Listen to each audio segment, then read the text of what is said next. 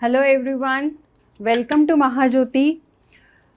आज हम हमारे एक नए लेसन की शुरुआत करने जा रहे हैं और उस नए लेसन का नाम है neural control and coordination. Okay, तो according to NEET point of view हमको एक बात अच्छे से याद रखनी है कि हर साल नीट में इस लेसन से हमेशा 2 से 3 क्वेश्चन पूछे जाते हैं। ओके, तो किसी भी हालत में आपको ये लेसन जो है वो स्किप नहीं करना है। अपने दिमाग में ये बात फिट करके रखिएगा कि न्यूरल कंट्रोल एंड कोऑर्डिनेशन इस लेसन को आपको नीट के पॉइंट ऑफ व्यू से स्किप बिल्कुल ही नहीं करना है। चलो आ गए सभी लोग। मैं लेसन का शुरुआत करूँ। हम लोग न्यूरल कंट्रोल एंड कोऑर्डिनेशन का रिवीजन लेने वाले हैं, राइट। आपके लिए एक नया दिन, एक नई शुरुआत के साथ शुरू करते हैं हमारे लेसन की रिवीजन। फाइन, चलो। मेरे पीछे एक इमेज बनी है, राइट। आपको एक इमेज दिखाई दे रही होगी, तो वो इमेज है नर्वस सिस्टम की। जब हमारे बॉडी का जब हमको एक ख्याल आता है कि न्यूरल सिस्टम क्या है, नर्वस कंट्रोल क्या है, न्यूरल कंट्रोल क्या है, तो सबसे पहले अगर हम इसका बैकग्राउंड देखें तो आपको ये रियलाइज़ होगा कि हमारे बॉडी में बहुत सारे ऑर्गन्स हैं, राइट। अब ये ऑर्गन्स एक दूसरे के साथ कदम से कदम मिला के चलते हैं, कदम से कदम मिला के चलते हैं, कदम से कदम मिला के काम करते हैं, ताकि बाहर की जो कंडीशंस है, ठीक है, उसको अंदर वाली जो भी प्रोसेस चल रही है उसको बैलेंस कर सकें। तो इस कंडीशन को, मतलब अंदर की इंटरनल स्टेबिलिटी जो है हमारे बॉडी की, उसको मेंटेन करते रहना है बाहर के कंडीशंस के अकॉर्डिंग। तो उस प्रोसेस को हम बोलते हैं होम्योस्टेसिस। ओके, अब जब हम न्यूरल कंट्रोल के बारे में सोचते हैं तो एक चीज़ और दिखाई देती है कि ये जो हमारे डिफरेंट ऑर्गन्स है, ये एक दूसरे के साथ कैसे कोऑर्डिनेट करते हैं, उनका तालमेल कैसे बैठता है, राइट। क्या वो चीज़ है जो इस तालमेल को बिठाने में हेल्प करती है, राइट। कुछ केमिकल्स है, मैसेंजर्स, कुछ हार्मोन्स है, राइट। मतलब कुछ केमिकल्स है, कुछ सेल्स है जो इन सारी चीज़ों का तालमेल बिठाने में हेल्प करती है। तो न्यूरल कंट्रोल की जब बारी आएंगी तब हम बात करेंगे नर्वस टिश्यू के बारे में, और जब भी बात न्यूरल कंट्रोल एंडोक्राइन सिस्टम की जब बात आएंगी तब हम बात करेंगे केमिकल्स के बारे में। ऐसे कौन से केमिकल्स हैं हमारे बॉडी में जो कि ये सारी चीज़ करने में हेल्प करते हैं इन अ कोऑर्डिनेटेड फैशन। लाइक हर एक चीज़ ऐसे कोऑर्डिनेटेड वे में हो रही है, तो इसका एक सही से तालमेल बिठा के हमारी बॉडी पर्टिकुलर काम या पर्टिकुलर काम बोल सकते हैं, जो भी एक्टिविटीज़ हम डेली लाइफ में परफॉर्म कर रहे हैं उसको सही तरीके से रियल लाइफ में अप्लाई करना। तो ये हो गया आपका एक basic idea about the neural control and coordination. क्या ये बात समझ में आई आप सभी को? यस। अब जो नॉर्मल चीज़ें हैं, जैसे मैं देख रही हूँ, हम इस चैप्टर में आगे क्या क्या देखने वाले हैं। हम इस चैप्टर में आगे रिफ्लेक्स एक्शन क्या होता है, राइट, केमिकल सिनेप्स क्या होता है, हमारा विजन कैसे आता है, या फिर ऑल्फैक्शन, गस्टेशन, ये सारी चीज़ें हम किस तरह से परफॉर्म करते हैं, इन सब के बारे में हम इस लेसन में आगे पढ़ने वाले हैं। ओके, तो उसका एक हम क्विक रिविजन लेने वाले हैं, तो इस लेसन को आपको स्किप नहीं करना है। दूसरी और इम्पॉर्टेंट चीज़, स्टडी ऑफ क्या बोलेंगे हम उसको, एक नॉर्मल फंक्शनिंग और डिसऑर्डर ऑफ न्यूरल सिस्टम, उसको हम बोलेंगे neurology. The branch that deals with the normal functioning and disorder of the neural system is called as neurology. Understood? अब मेरे पीछे जो डायग्राम दिखाई दे रही है ये बेसिकली ह्यूमन नर्वस सिस्टम की डायग्राम है या फिर ह्यूमन न्यूरल सिस्टम की डायग्राम है।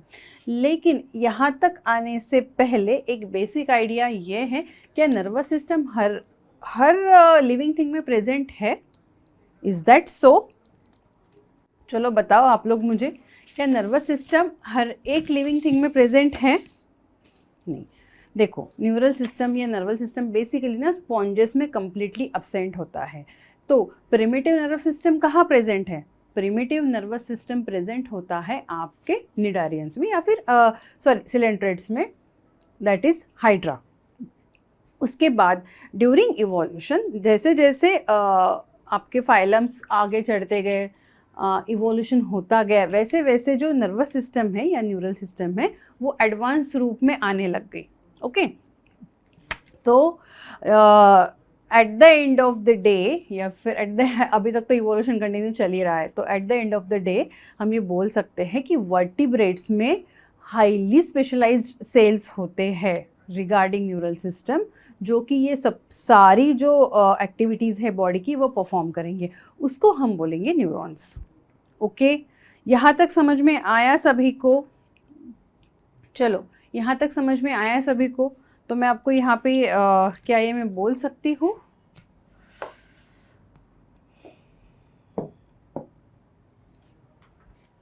Neural control and coordination, neurology के बारे में मैंने बोला था, इसके बारे में आपको पता होना चाहिए।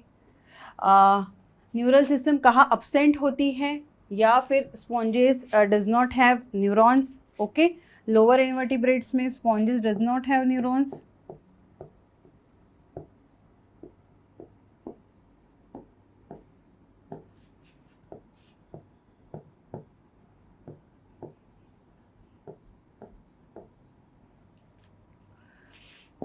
प्रिमिटिव नर्वस सिस्टम कहाँ प्रेजेंट है?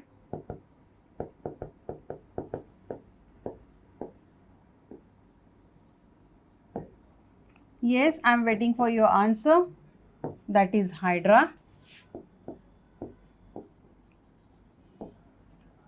चलो, ऐसे ही धीरे धीरे धीरे धीरे देखो, जैसे कि आपके प्लानरिया है, इसमें सिर्फ 2 नर्व कॉर्ड्स प्रेजेंट है। ओके, अर्थवॉर्म है, यहाँ पे थोड़ी सी हाईली इवॉल्व नर्वस सिस्टम है, राइट। और जो वर्टिब्रेट है उनमें सबसे ज़्यादा मतलब एडवांस लेवल पे न्यूरल सिस्टम इवॉल्व हुई है। ओके, वर्टिब्रेट्स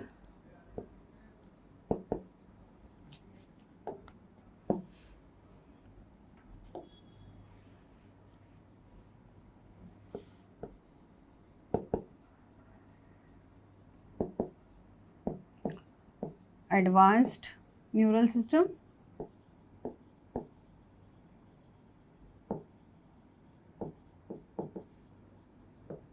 चलो डन, यहाँ तक सभी को समझा है? Yes, I am waiting for your answer. यहाँ तक सभी को समझा है? अब हम बात करेंगे ह्यूमन न्यूरल सिस्टम की। फाइन,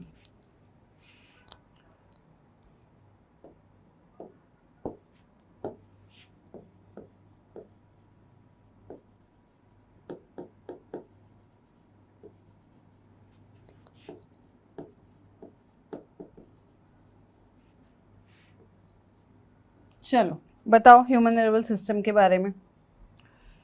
मैं वेट कर रही हूँ आप लोगों के आंसर का।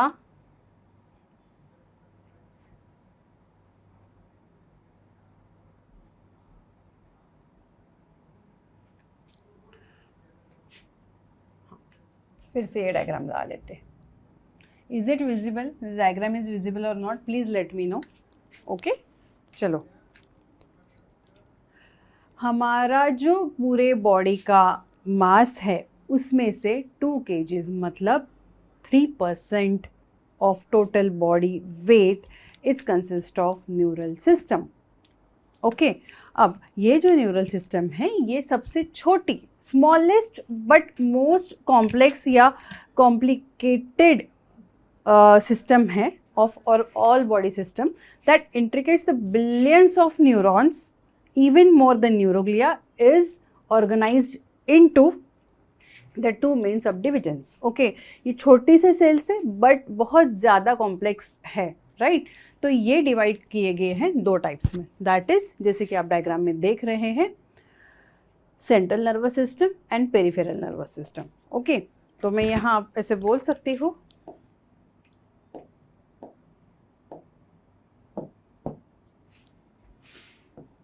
कितना 3% ऑफ टोटल बॉडी वेट, ये बेसिक है, राइट? इनके पास क्या है? These are two types. Which are they?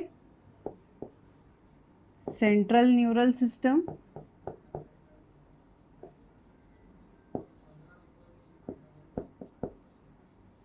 and second one is peripheral neural system.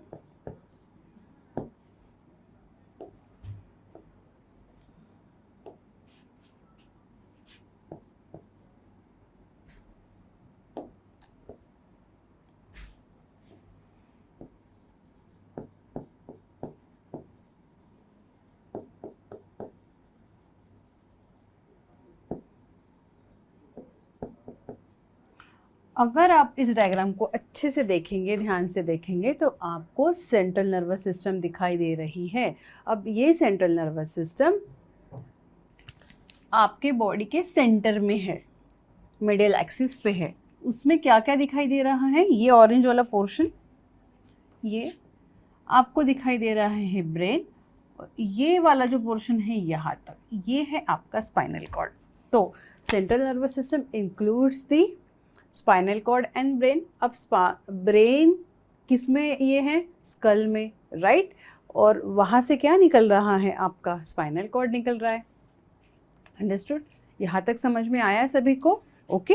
अब ये जो पेरिफेरल नर्वस सिस्टम है, जो कि आपके बॉडी के पेरिफेरल रीजन में आता है, उसको हम बोलेंगे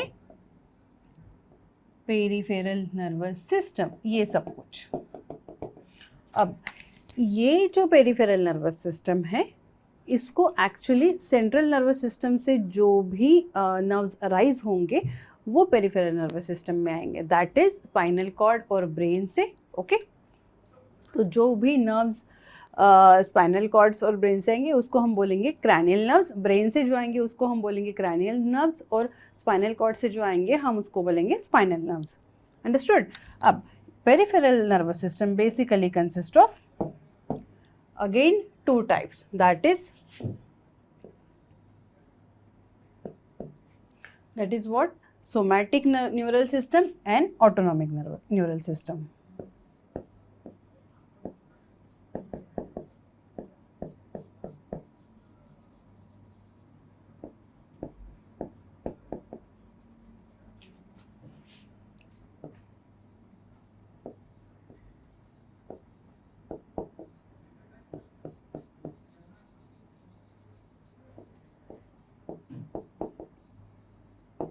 चलो, अब अगेन ये जो ऑटोनॉमिक न्यूरल सिस्टम है, इसके अगेन दो टाइप होते हैं, that is sympathetic and parasympathetic.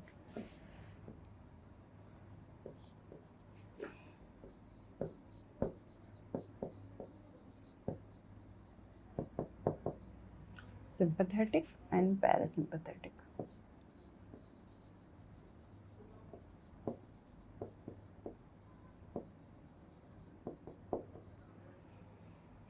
यहाँ तक समझ में आया? Now let's move towards the central nervous system.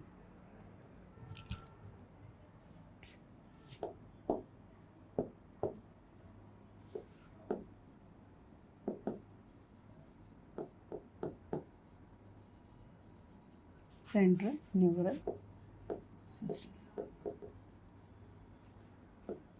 चलो बताओ सेंट्रल न्यूरल सिस्टम के बारे में जो भी आपको पता है वो प्लीज़ आप लोग मुझे बताएंगे। Yes, I am waiting for your answer. जो पिछला डायग्राम मैंने आपको दिखाया था उसमें क्या दिखाया? एक हॉलो डॉर्सली प्लेस्ड स्ट्रक्चर है, राइट? जो कि mid dorsal axis of the body से जुड़ा हुआ है, या फिर lying on the mid dorsal axis of the body.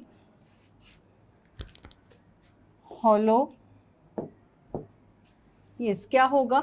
Hollow dorsally placed structure, that is it's an hollow dorsally placed structure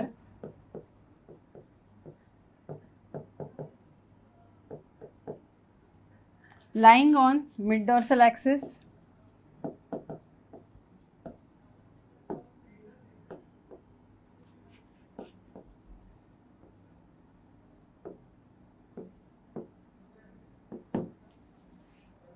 understood. अब सेंट्रल नर्वस सिस्टम क्या क्या होता है? That is brain and spinal cord, that comprises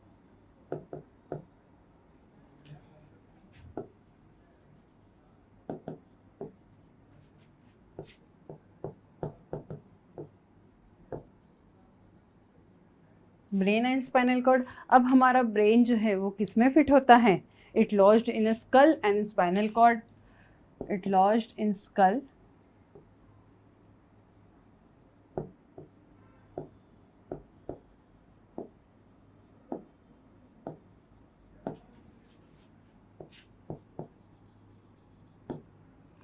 skull and the spinal cord enclosed by vertebral column.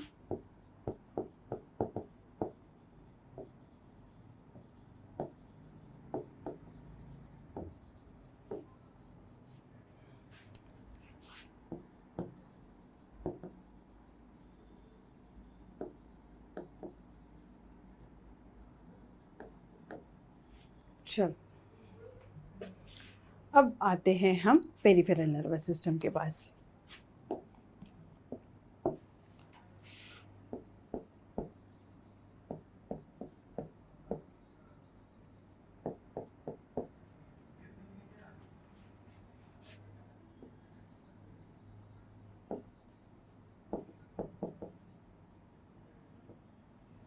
चलो आप लोग अच्छा response दे रहे हो, इसके लिए मैं आपकी तहे दिल से आभारी हूँ। Thank you so much. आप इसी तरह से अच्छा रिस्पांस दीजिए।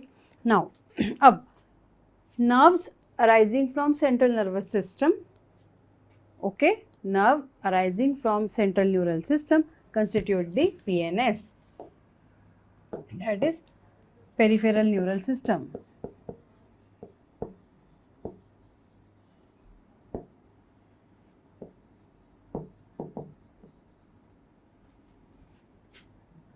यहाँ पे मैं CNS लिख रही हूँ, arises from central nervous system,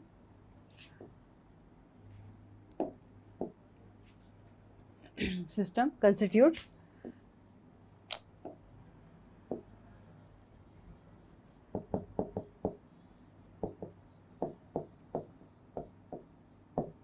और क्या क्या है पेरिफेरल नर्वस सिस्टम में? पेरिफेरल नर्वस सिस्टम में basically the nerves originate from brain and spinal cord are called as what? बोलिए। Are called as cranial nerves and spinal nerves.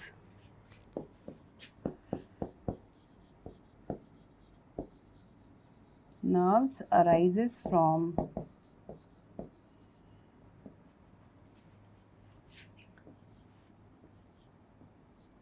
central nerve. Nerve arises from brain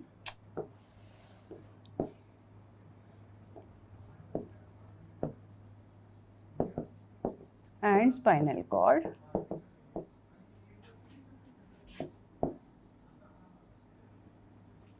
are called as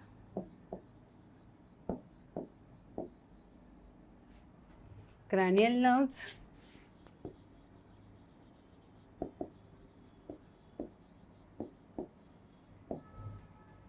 and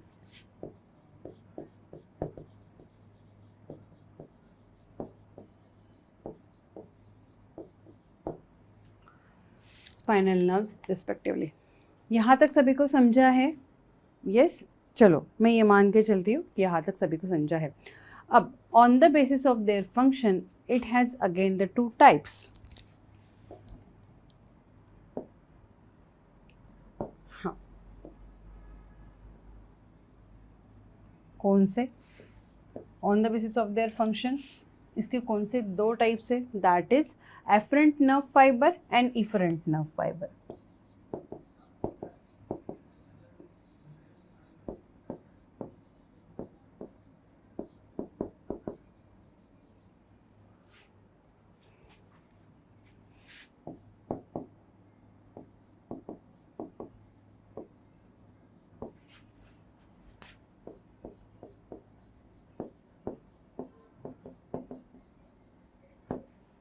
चलो, afferent nerve fibre, efferent nerve fibre, ये क्या होते हैं? ये basically efferent nerve fibre हमेशा जो signal है वो sensory transmit the sensory impulse from the tissue to the central nervous system and form a sensory और इफरेंट पाथवे, और efferent nerve fibers that transmit the motor impulses from the central nervous system to concern the tissue and the organs and form the motor or efferent pathway. और एक बात, अब क्या होता है, peripheral nervous system again divisible into somatic neural system and autonomic neural system.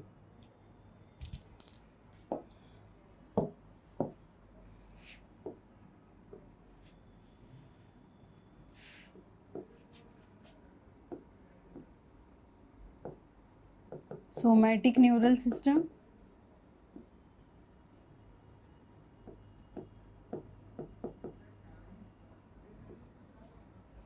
And autonomic neural system. समझ में आ रहा है क्या आप सभी को? यस, आप सभी को समझ में आ रहा है?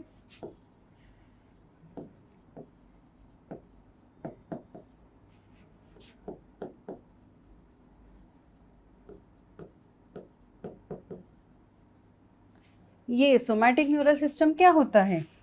ये क्या करेगा, जो भी सिग्नल्स है, okay, the system that includes the nerve supplying skeletal muscle के पास ये अपना सिग्नल पहुंचाता है, okay. And autonomic nervous system क्या करता है, ये कंट्रोल और कोऑर्डिनेट करता है ऐसे ऑर्गन से जो कि इनवॉलंटरी कंट्रोल में हो, ओके। तो यहाँ पे मैं सिंपली स्केलेटल मसल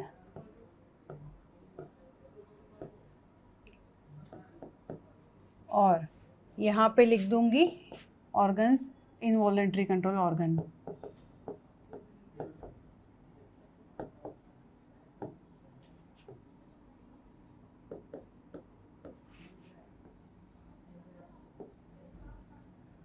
क्योंकि ये हमारे बॉडी के हमारे कंट्रोल में नहीं होता है। अंडरस्टूड?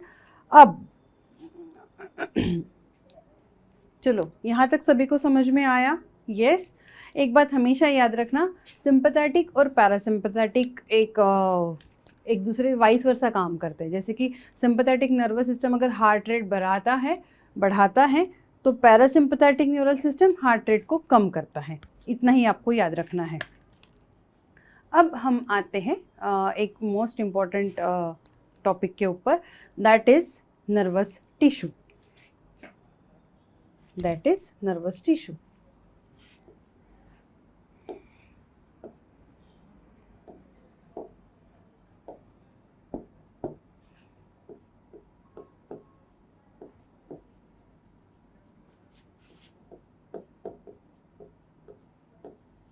चलो, पहली बात, नर्वस टिश्यू के बारे में हम बात करते हैं तो क्या जहन में आता है?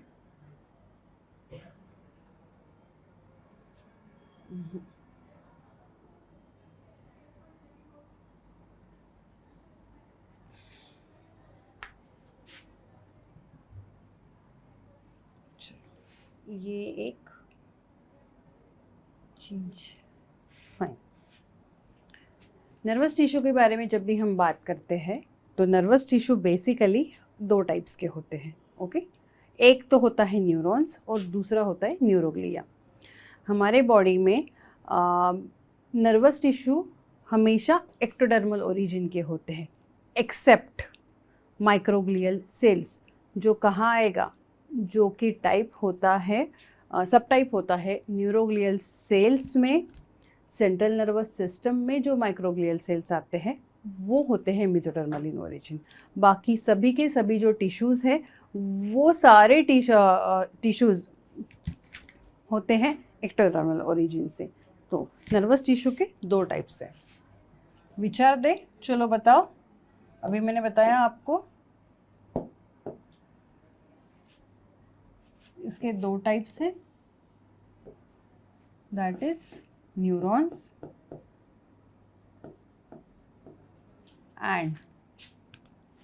And neuroglia.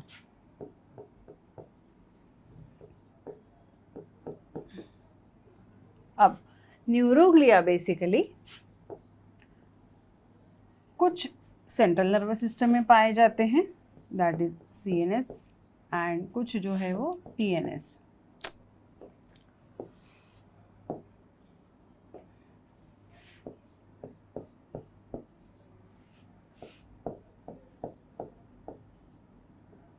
ये जो डायग्राम आप देख रहे हैं, सेंट्रल नर्वस सिस्टम में चार neuroglia, types of neuroglia central nervous system में 4 टाइप्स के होते हैं, दैट इज, हाँ अब शायद डायग्राम विजिबल है, that is ependymal sales,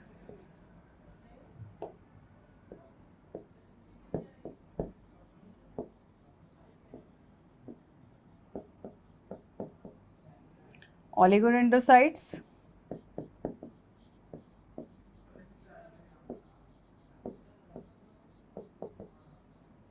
third one is astrocyte,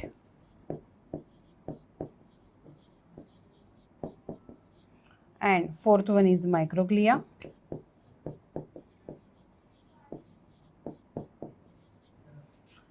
और पेरिफेरल नर्वस सिस्टम में 2, that is satellite and next up is Schwann cells.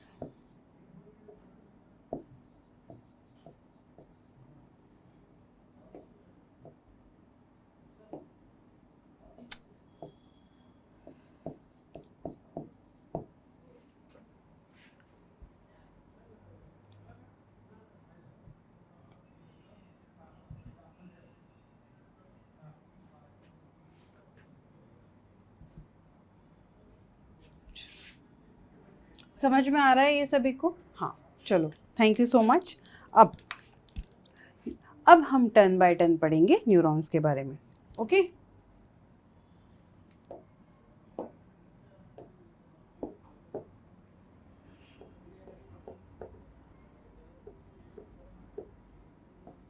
Neurons, बताओ, highly specialised cell in nervous system, right?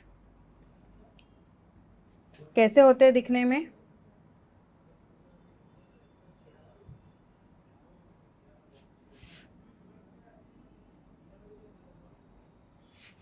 दो diagrams मैं आपको दिखाना चाहूँगी इस लेवल पे आके, ताकि आपको इसका एग्जैक्ट स्ट्रक्चर पता चले, राइट?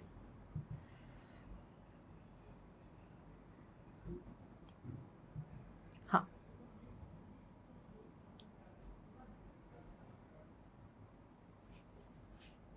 चलो बताओ। Neurons basically it is a structural and functional unit of neural system, completely agree. अब न्यूरॉन्स जो है वो बहुत सारे ऑलमोस्ट बॉडी में जो लेंथ है उसकी वो फुल होती है, राइट? और न्यूरॉन्स में लॉन्ग प्रोसेसेस होते हैं, हम सबको पता है। प्रोजेक्शंस लाइक स्ट्रक्चर होते हैं, दैट इज़, ये कुछ प्रोजेक्शंस मैं आपको समझाऊंगी आगे चल के। एक बात हमेशा याद रखना, न्यूरॉन्स में सेंट्रियोल्स नहीं होते हैं, ओके? न्यूरॉन्स में सेंट्रियोल्स नहीं होते हैं, इसके वजह से वो अपनी क्या बोलते हैं उसको, वो अपनी रीजनरेशन या फिर सेल डिवीजन की कैपेसिटी जो है, डिवीजन की कैपेसिटी जो है वो गवा बैठते हैं। सबसे इम्पॉर्टेंट, सबसे ज़्यादा important line,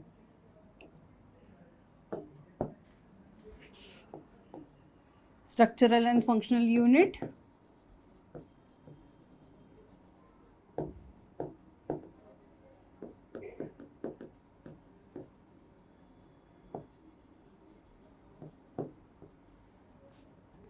structural and functional unit. उसके बाद लेंथ, लेंथ कैसी होती है? Almost equal length of the body,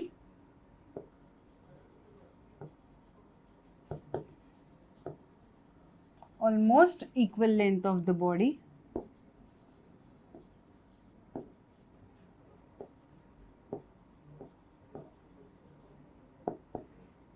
यहाँ पे एक पॉइंट, एब्सेंस ऑफ सेंट्रियोल्स।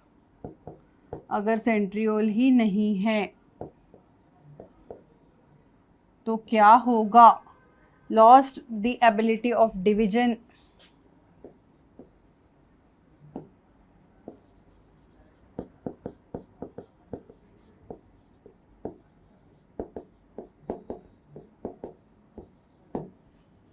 चलो, यहाँ तक समझ में आ रहा है सबको?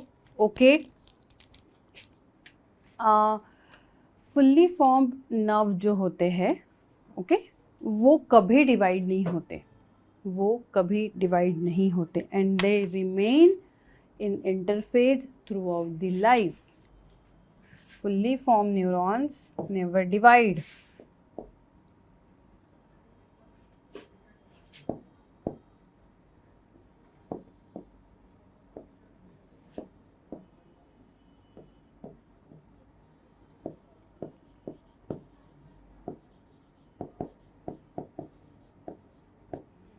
Right?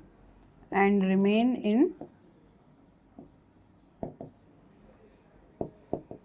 interphase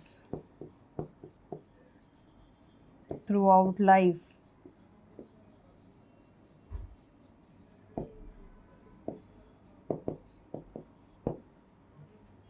समझ में आया? ओके, यहाँ तक सभी को समझ में आया? Please answer me, please answer me. Yes, सभी को समझ में आया है. So I am very happy to see that. Fine. अब चलो आगे. अगर हम इस न्यूरॉन को देखते हैं अच्छे से तो हमको दो चीज़ें दिखाई दे रही हैं कि इस न्यूरॉन में दो चीज़ें हैं. क्या? एक तो आपकी सेल बॉडी, ठीक है, और दूसरा होता है प्रोसेसेस.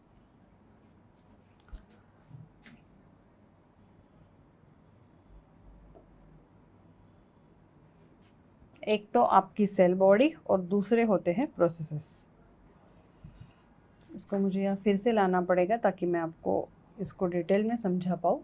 हाँ, ये और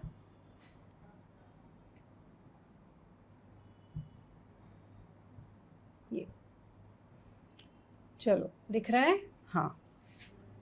दो चीज़ें बहुत इम्पॉर्टेंट है न्यूरॉन्स में, जो कि ये होता है सेल बॉडी, जिसको हम साइटोन भी बोलते हैं, राइट, पेरिकैरियन भी बोलते हैं, सोमा भी बोलते हैं. Cell body and processes. तो न्यूरॉन्स जो है वो दो टाइप में डिवाइड होते हैं, that is cell body and processes.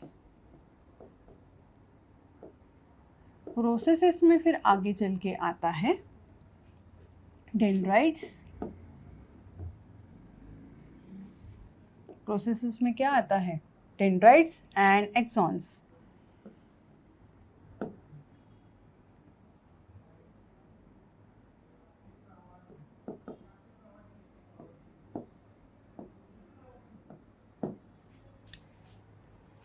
हम शुरुआत करेंगे यहाँ पे अभी सेल बॉडी से.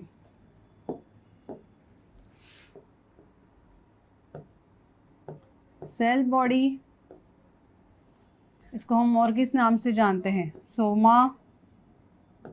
सोना नहीं, it's soma. Again cyton and पेरिकैरियन.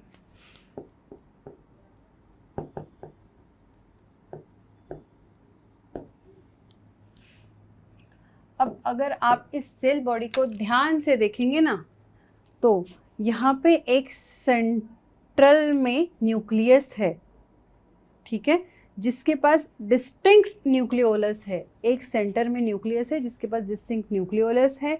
उसके बाद छोटे छोटे छोटे छोटे ग्रैन्यूल्स है. ये छोटे छोटे छोटे छोटे ग्रैन्यूल्स है जिसको हम बोलेंगे नीजल्स ग्रैन्यूल्स. और यहाँ पे है न्यूरोफाइब्रिल्स. समझ में आ रहा है? समझ में आ रहा है? ओके. देखो, जो सेल बॉडी है ना, उसका साइज़ हमेशा वैरी करता है.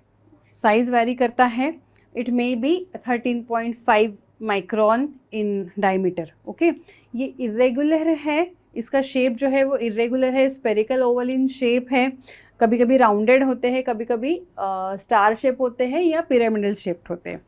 Like typical cells, it consist of cytoplasm.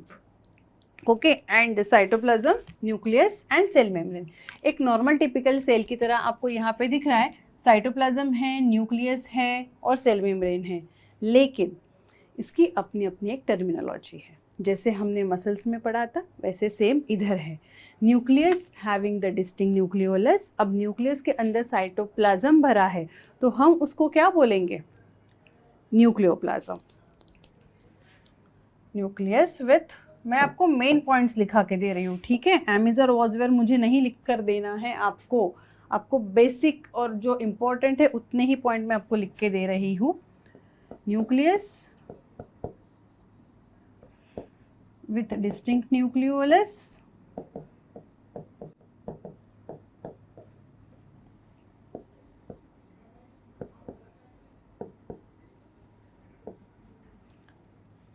nucleus having cytoplasm,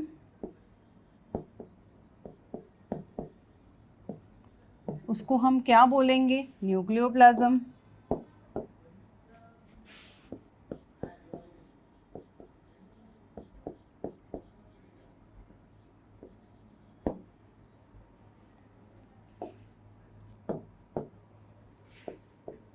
चलो, न्यूक्लियोप्लाज्म, उसके बाद साइटोप्लाज्म में क्या क्या है यहाँ पे?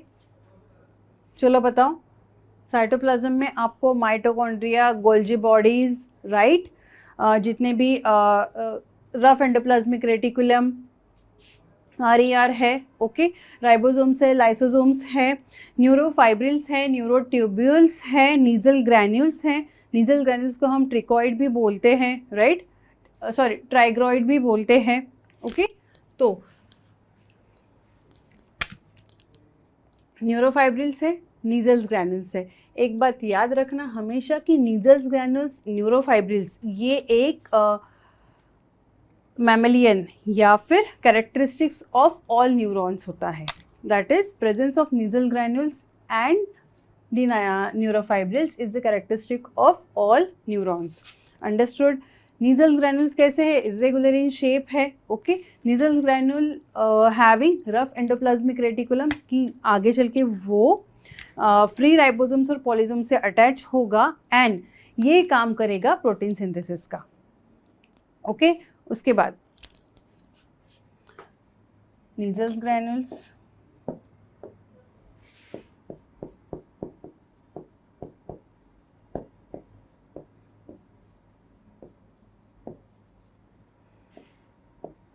यहाँ पे एक और चीज़ आती है, आपको दिखाई दे रहा है क्या?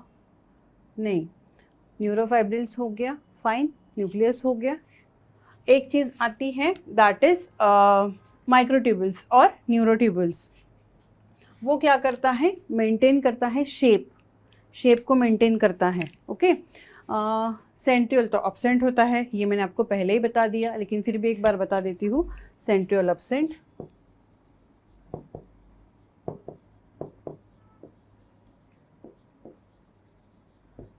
तो ये हो गया आपका सेल बॉडी के बारे में। अब आते हैं हम आपके प्रोसेसेस के बारे में। अब प्रोसेसेस में है ना डियर माय डियर स्टूडेंट्स, दो चीज़ें हैं, एक तो ये डेंड्राइट्स, फाइन, और दूसरा है ये एक्सॉन। ये है आपका मेन चीज़, डेंड्राइट्स एंड एक्सॉन। यहाँ पे भी डेंड्राइट्स, एक्सॉन्स एंड डेंड्राइट्स। तो सबसे पहले हम डेंड्राइट्स के बारे में पढ़ेंगे।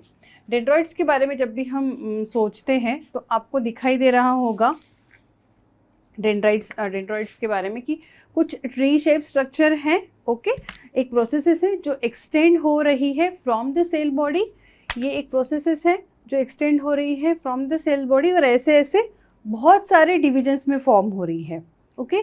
तो इसके दो टाइप होते हैं, that is multiple dendrites and single axon. तो मल्टीपल डेंड्राइट्स हो गया ये, और ये हो गया आपका एक्सॉन्स। बस इतना ही आपको डेंड्राइट्स के बारे में पढ़ना है, ओके। एक्सक्यूज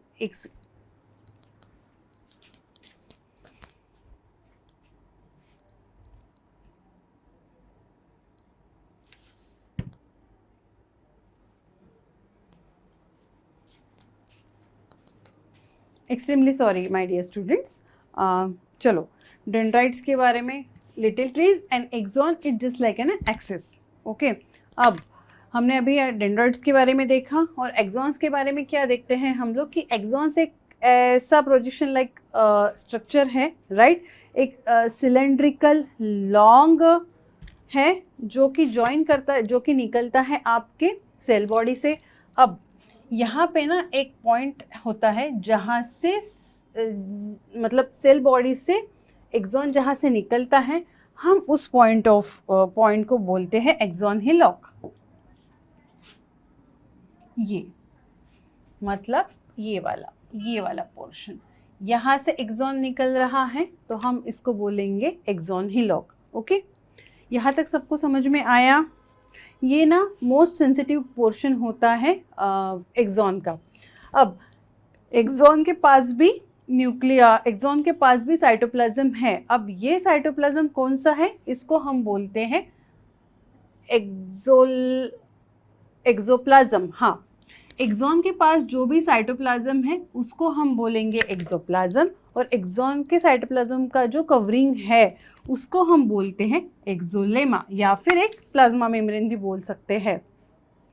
इसके पास भी आपको न्यूरोफाइब्रिल्स वगैरह सब कुछ देखने को मिलेगा, ठीक है।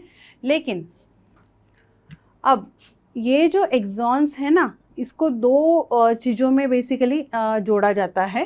तो इसको यहाँ पे एक्सॉन के पास ना शॉन सेल्स होते हैं। शॉन सेल का भी अपना एक साइटोप्लाज्म होता है, उसको हम बोलते नहीं, शॉन सेल की अपनी एक लेयर होती है जिसको हम बोलते हैं न्यूरिलेमा।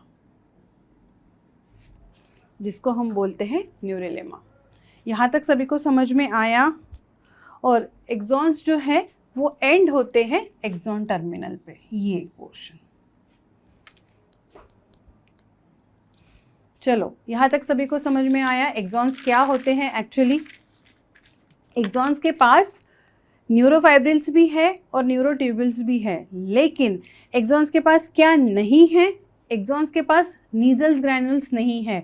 एक्सॉन्स के पास Golgi apparatus, ribosomes, pigments, granules, ये सब कुछ नहीं है। एक्सॉन के पास सिर्फ आपको देखने को मिलेंगे न्यूरोफाइब्रिल्स एंड न्यूरोट्यूबुल्स। समझा? एक्सॉन के बारे में समझा? मैं आपको थोड़ा सा मेंशन कर देती हूँ। प्रोसेसेस,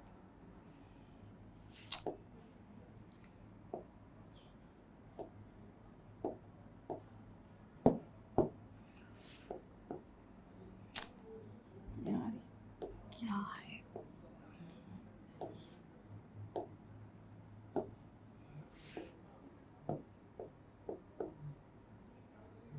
प्रोसेसेस के दो टाइप्स, दैट इज डेंड्राइट्स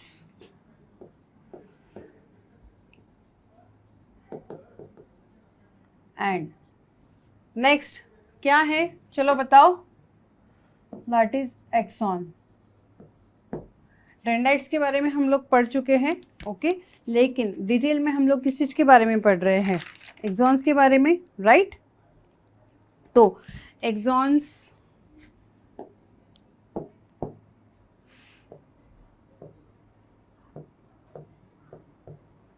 चलो बताओ एक्सॉन्स क्या है? ये एक सिलेंड्रिकल प्रोजेक्शंस है that often joins to the cell body.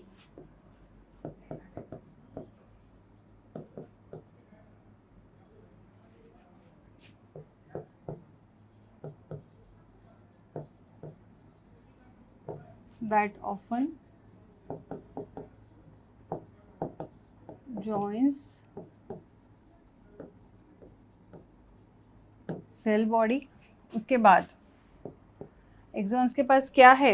Exons के पास साइटोप्लाज्म है जिसको हम क्या बोलेंगे? एक्सोप्लाज्म।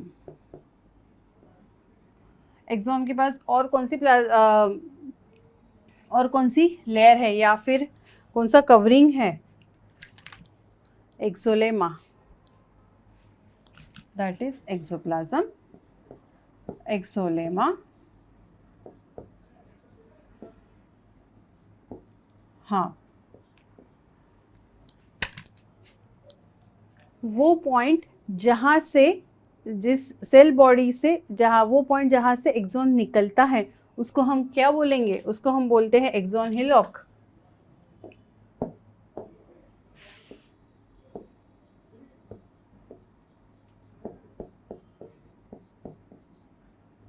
समझा? अब एक्सॉन के पास और क्या है, यहाँ पे छोटे छोटे एक्सॉन एंड कहाँ पे होता है? Axon ends at axon terminal, axon ends at axon terminal, axon ends at कहाँ पे, चलो बताओ? At axon terminals.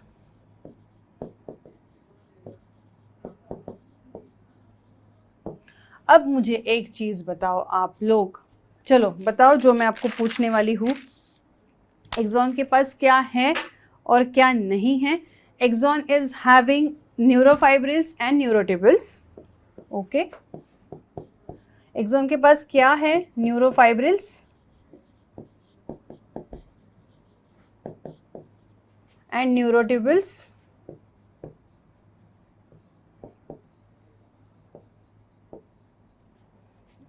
और क्या नहीं है? Extremely sorry. और क्या नहीं है? एक्सॉन के पास नीजल्स ग्रैनुल्स नहीं है, गोल्जी बॉडीज नहीं है, राइबोसोम नहीं है, पिगमेंट नहीं है, या फिर कोई फ्लैट ग्लोबुल नहीं है। Nissl's granules,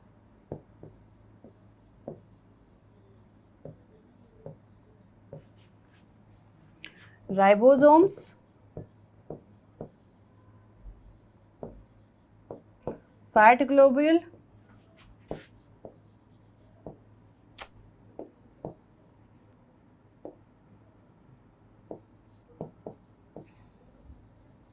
and Golgi apparatus।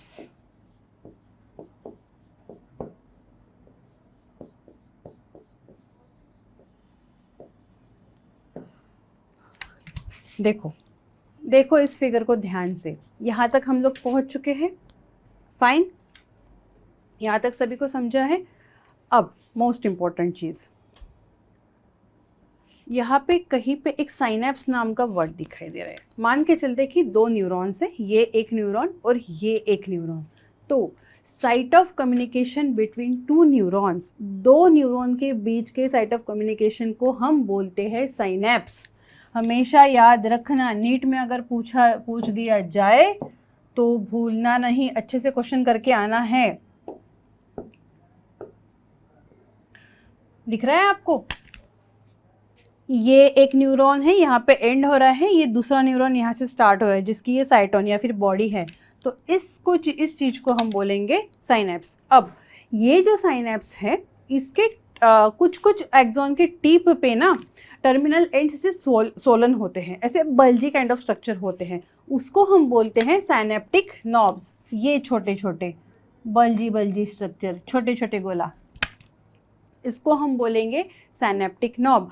अब ये साइनेप्टिक नॉब ये जो साइनेप्टिक नॉब है, ये छोटा छोटा गोला, इसमें होते हैं आपके न्यूरोट्रांसमीटर्स, जो कि आगे चल के मैसेज कन्वे करते हैं, जो कि आगे चल के नर्व इम्पल्स को कैरी करते हैं। ओके, तो एक बात याद रखना, एक हाथ न्यूरोट्रांसमीटर का नाम बता दो तो मैं जानना चाहूँगी आप लोगों से, आपको कितने न्यूरोट्रांसमीटर पता है? उसमें से एक भी बता दिया ना तो मान गई, ठीक है? चलो, न्यूरोट्रांसमीटर का नाम पूछा था मैंने, एक ACH नाम का न्यूरोट्रांसमीटर होता है हमारे बॉडी में, तो एक बेसिक एग्जांपल ACH। ओके, अब साइनेप्स किसको कहते हैं? चलो बताओ। अभी मैंने आपको बताया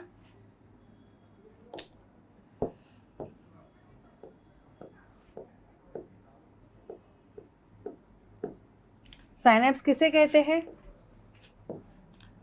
basically synapse is the site of communication between two neurons. Site of communication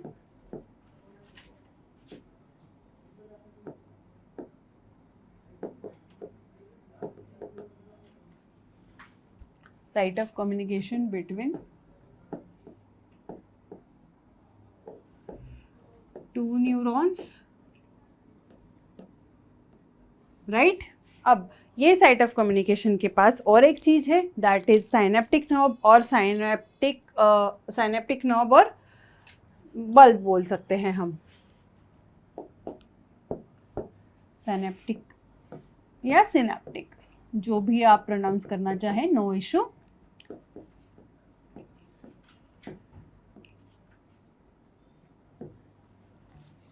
okay, अब ये synaptic bulb, extremely sorry spelling bulb हो गया। हाँ, अब ये साइनेप्टिक नॉब या ये साइनेप्टिक बल्ब, ये होता है enclosed, okay, that contains or encloses the sacs called as a synaptic vesicle. ये encloses the sac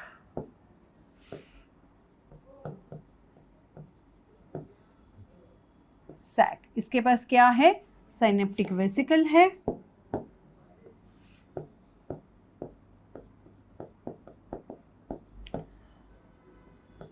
इस साइनेप्टिक वेसिकल के पास one of the most important चीज होती है, दैट इज न्यूरोट्रांसमीटर,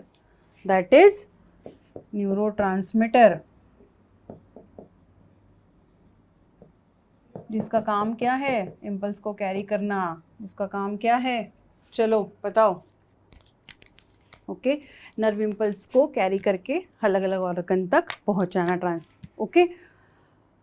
अब एक छोटा सा चीज जो इस डायग्राम से रिलेटेड है, एक्सॉन के बारे में इतना सब कुछ तो पढ़ लिया, लेकिन एक्सॉन भी तो दो टाइप के हैं, right?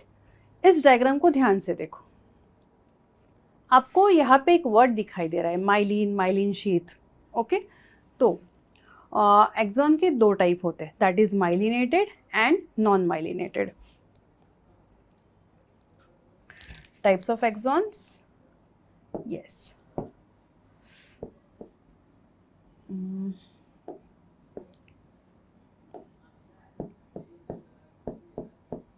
Types of axon, which are they? Myelinated and non-myelinated, right? सबसे important terminology है ये regarding the structure of neurons.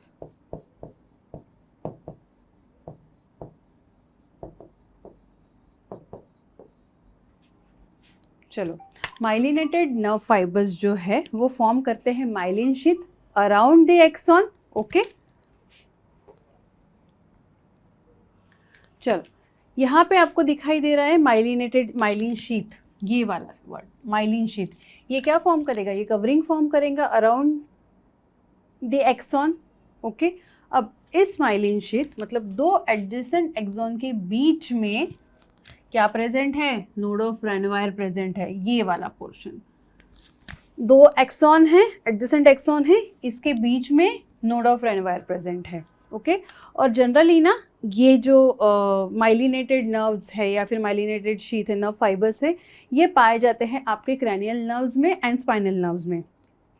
उल्टा नॉन माइलिनेटेड शीथ के पास शॉन सेल्स नहीं होते हैं, they do not form myelin sheath, they do not have Schwann cells without, and इसके पास नोड ऑफ रेनवायर भी प्रेजेंट नहीं होता।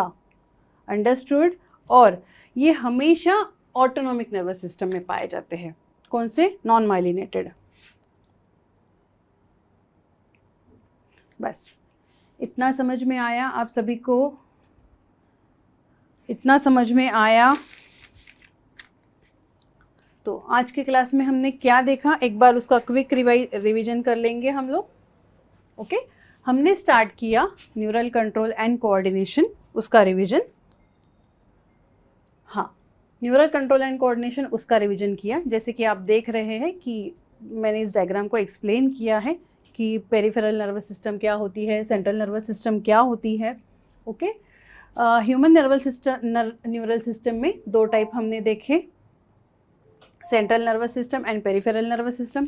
सेंट्रल में भी हमने अगेन दो टाइप देखे, पेरिफेरल न्यूरल सिस्टम में देखा है somatic neural system and autonomic neural system. उसके बाद ऑटोनॉमिक में देखा है सिंपैथेटिक एंड पैरासिम्पैथेटिक। देन हमने डिटेल में देखा है सेंट्रल न्यूरल सिस्टम, हम डिटेल में गए somatic neural system, peripheral neural system, उसके सब टाइप्स, देन हमने देखा नर्वस टिश्यू। यहाँ पे एक पॉइंट मैं अभी मेंशन करना चाहूँगी, मैं तो बताई थी बट फिर भी याद रखना कि except microglia all the other nervous tissue are ectodermal in origin. और माइक्रोग्लिया क्या है? माइक्रोग्लिया मीजोडर्मल ओरिजिन है। ये नीट के पॉइंट ऑफ व्यू से one of the most important question है, याद रखना। फिर हमने देखा structure of neurons. Okay, structure of neurons में सेल बॉडी एंड प्रोसेसेस में हम लोगों ने देखा एक्सॉन्स का स्ट्रक्चर देखा, देन डेंड्राइट्स देखा, इसका पूरा डिटेलिंग। तो आज हम यहीं पे थोड़ा सा रुक जाते हैं समय की कमी के कारण। नेक्स्ट लेक्चर में हम लोग इसके आगे का पोर्शन देखेंगे, लेकिन तब तक आपको जो भी डाउट्स आते हैं आप इस लेसन को, इस आज के लेक्चर को अच्छे से रिवाइज करो, अच्छे से पढ़ो, और जो भी डाउट्स आएंगे वो आप कमेंट सेक्शन में दीजिए ताकि मैं आपके क्वेश्चन को आंसर कर सकूं। Okay, till then thank you.